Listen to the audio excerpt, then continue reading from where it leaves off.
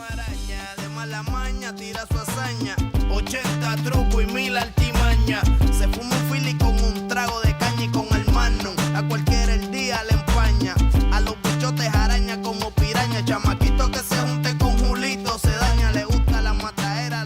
What up, y'all? T-Lo here for the Parley. We are in Evanston, Illinois today, visiting the Northside Boxing and Fitness Gym, where, man, let me tell you, these guys were awesome. They came to the studio, some of their fighters talked with us, but we are here today to see what they do at this gym, and potentially, I may do some sparring.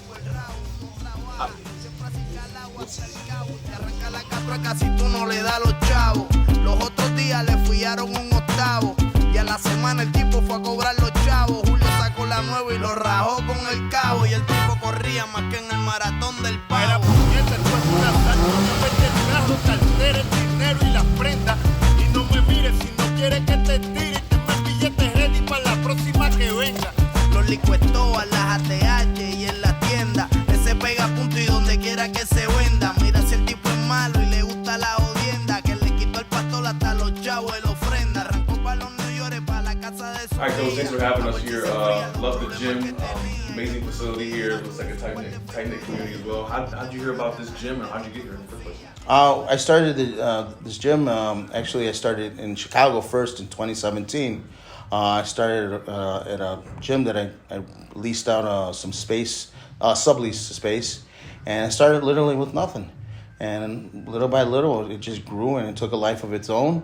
And I started hiring other coaches, and I had a lot of members. And when COVID came, you know, we needed a new place to go, so I moved over here in 22.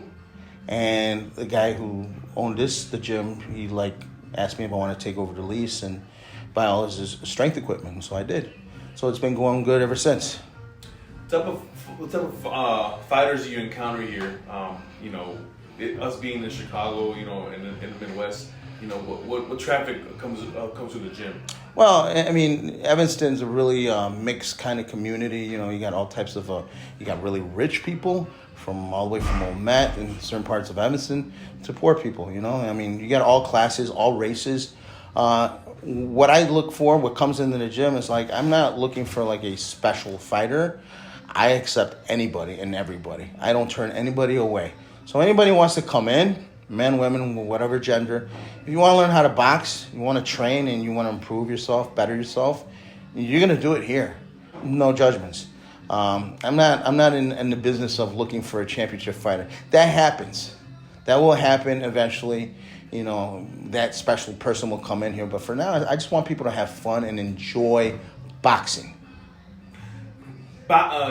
Training, coaching, that position in boxing is so huge. You're the one that guides the boxer, obviously, and gets them to where they're going. Do you find a correlation between you and the boxers that you're training difficult at times? It's not always easy, of course, but we've seen boxing before in actual fights, and in between rounds, you see coaches giving instruction. How important is that relationship with you and your boxer if they want to get to that level? Oh, it's very important. So what I look for is coachability, work ethic.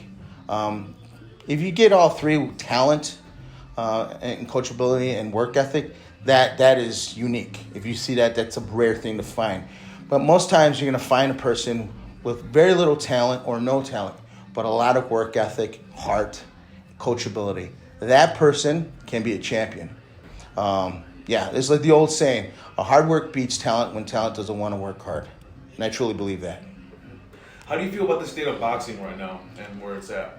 I don't think Chicago gets, I think Chicago doesn't get a lot of recognition. We got a lot of great fighters, a lot of great coaches, a lot of great programs in the city. But we don't get the recognition that we deserve. As far as boxing in general, Before you answer that, why do you think that is? Why do I think that is? I think a lot of programs, a lot of businesses, gyms, and coaches, there's a lot of fighting. There's a lot of egos in this business. And I've learned this a lot over the years. Many egos. And those egos, it's all me, me, me. They don't want to work with others. My philosophy is I want to work with others. I don't care where you're from. I'll work with any other program. We always invite fighters from other programs come here. But what we never do is try to recruit them. We respect all programs here. I encourage working together. I think if we work together, we can build something, and there's strength in working together. Yeah. So I always told my coaches, look, if you know fighters or you know coaches that want to come here and bring the fighters to get some work, some sparring work, bring them here. Yeah. So I'm all about working together.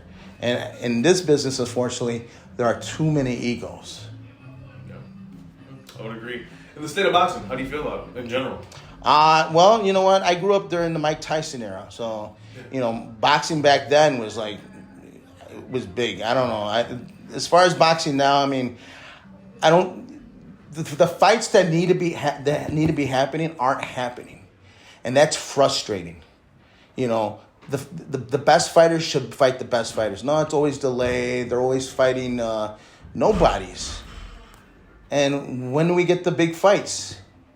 You know, I think that's the thing about MMA, that they're making the big fights.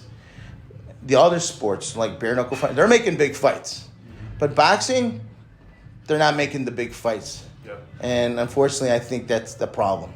Yeah. But I do like women's boxing, and I think women's boxing is on a rise. Yeah.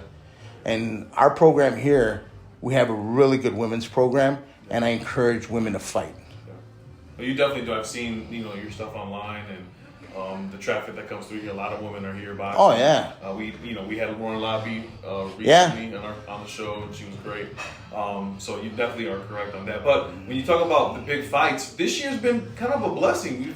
We had Benavides Plant, we had Gervonta Ryan, we got Errol Crawford. Yeah, that's going to be a good one. I guess there's some improvement going on, and some promoters are working with each other, which is rare. Yeah.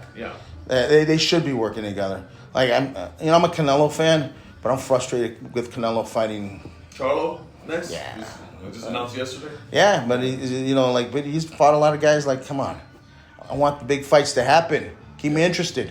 Yeah. You know. If you had any advice for a boxer who wants to do this for the first time, or just who's in the middle of their journey, what would you tell them? Well, to anybody who wants to start, the most important thing is start. Show up. I don't want to hear talk. I don't want to hear I'm going to do this, I'm going to do that. I look in the work. The work tells me you're serious. If the work doesn't match what you say, you're not serious. So as far as a boxer who's already in it, I tell them keep going, because in this sport there's going to be a lot of frustration, and you got to deal with those frustrations. You got to deal with losses. You got to deal with injuries. All these, you got to deal with so many distractions, women, friends, job, everything. If you can get through all that, you will be successful. But it's a lonely game. It's a lonely sport. Not a lot of people understand. All right, Coach. Final question here. Errol Spence, Terrence Crawford. It's the fight of the year. We've all been wanting it. What do you see happening? I see Terrence Crawford winning. I think it's going to go to decision. I definitely believe that this is going to be a war, a fight we've been definitely waiting for. It's going to be worth it. But you got Terrence. Oh, I got Terrence. All right, Coach, and then obviously here at the gym, you have a lot of things going on. First off, what's coming up here at the gym that you want to let us know about? The next thing we have coming up is our amateur boxing show that's sanctioned through USA Boxing.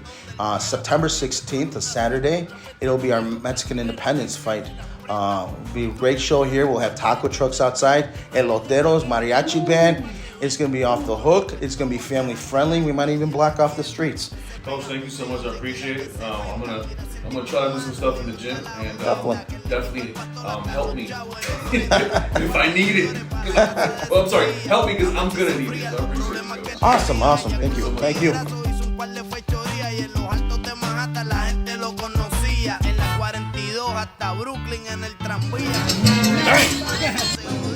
All right, so yeah, you were talking about how you have sparring sessions and so forth, and there's different coaches here. How does it work here at Northside? Yeah, Northside is like nobody wants to step on each other's toes, so we all work together.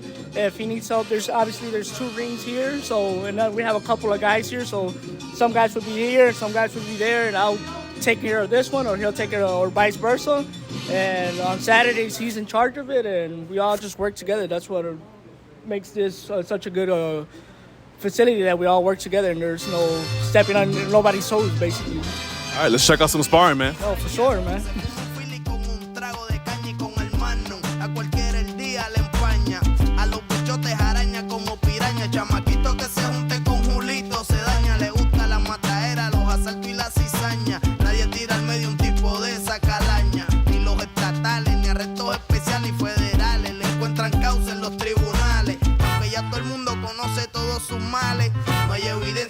manda que lo señalen. El barrio le temen porque el tipo es un bravo.